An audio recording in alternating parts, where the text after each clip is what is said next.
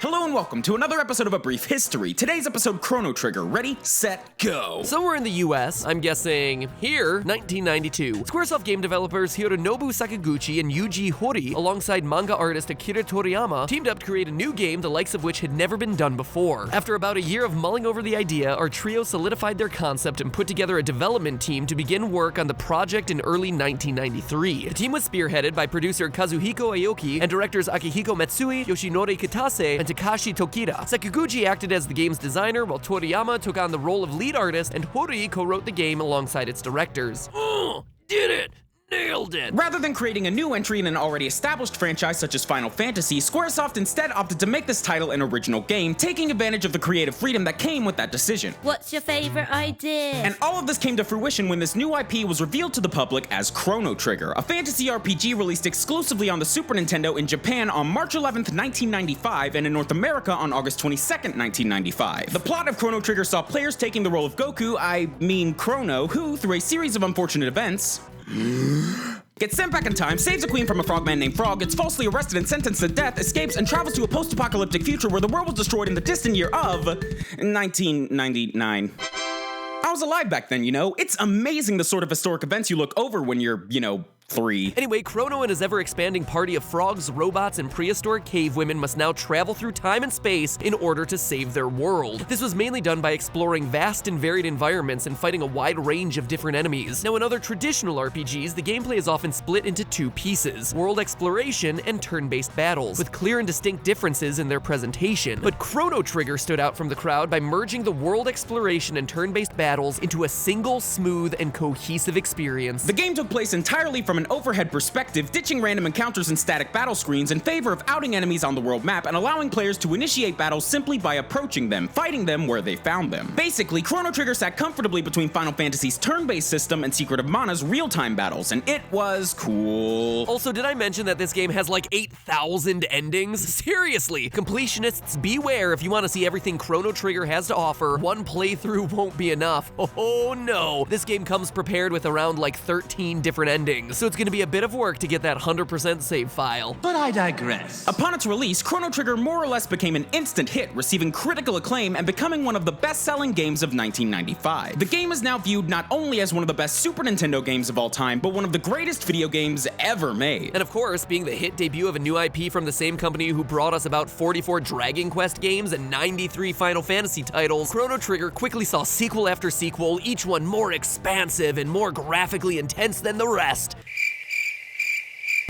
Who am I kidding? Square didn't do crap with the Chrono franchise for years. Okay, so between 1995 and 1996, Square did release a handful of Chrono Trigger-related spin-offs and add-ons for the Super Famicom's Satellaview. These included Chrono Trigger Jet Bike Special, a racing spin-off, the Chrono Trigger Character Library, Music Library, and most notably, a visual novel known as Radical Dreamers. Written and directed by Masato Kato, Radical Dreamers was developed as a means of tying up loose ends left by the original story, and similar to its predecessor, it featured 3 different endings. Really? You make a game with 13 different endings and then say it didn't end cohesively. And then you make a new game specifically to tie up said loose ends and you still include multiple endings.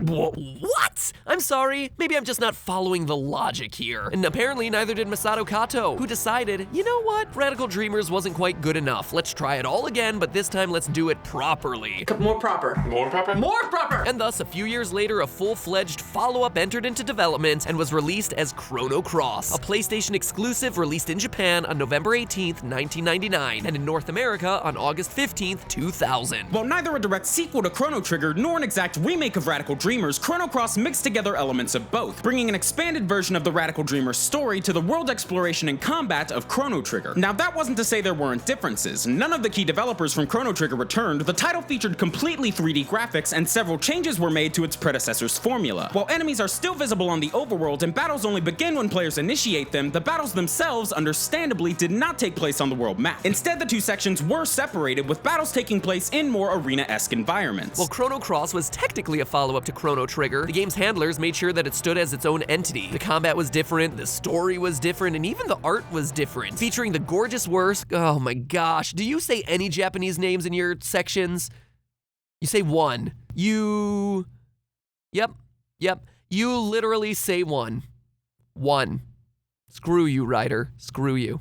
featuring the gorgeous work of Yasuyuki Hone and Nobuteru Yuki. And it was this different approach that won the title large amounts of critical acclaim and also some discontent among fans who felt it was a bit too radical of a departure from its predecessor. But in the end, Chrono Cross was ultimately another critical success for Squaresoft that has widely been accepted as a worthy successor to Chrono Trigger. So by the turn of the century, the Chrono series had two incredibly unique and well-reviewed games under its belt, and fans were absolutely ready for more. And yeah, that's pretty much it. There were the two games and fans want more, but have most likely accepted the fact that they will probably never see a new Chrono game, at least not for a very, very long time. Seriously, since the release of Chrono Cross, Square has put out 4 main series Dragon Quest games, 6 main series Final Fantasy games, and like 8 Kingdom Hearts games. What has Chrono gotten in that time span? Ports. Yup.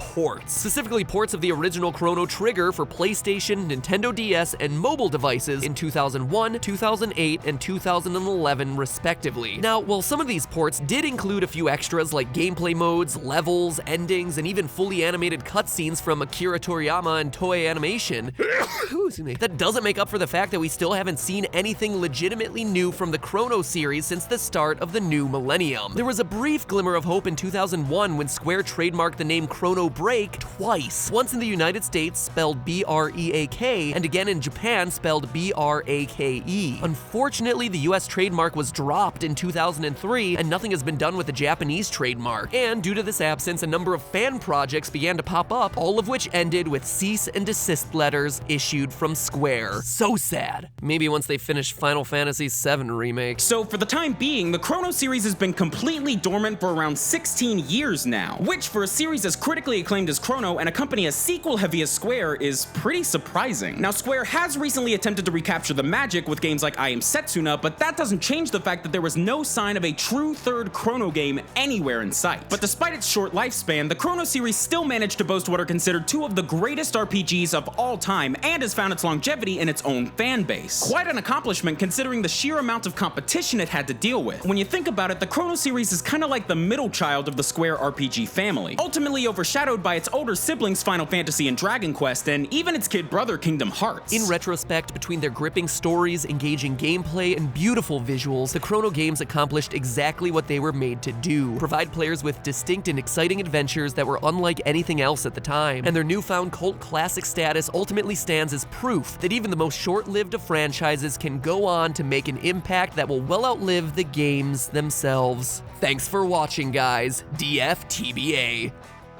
But seriously, man, this makes me sad.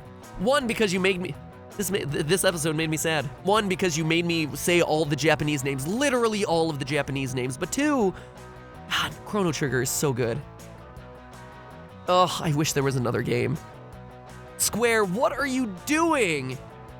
Ugh, so disappointing. So disappointing. Anyway, audio over. Done, Ryder, done. We're done here. Screw you making me pronounce all the Japanese names.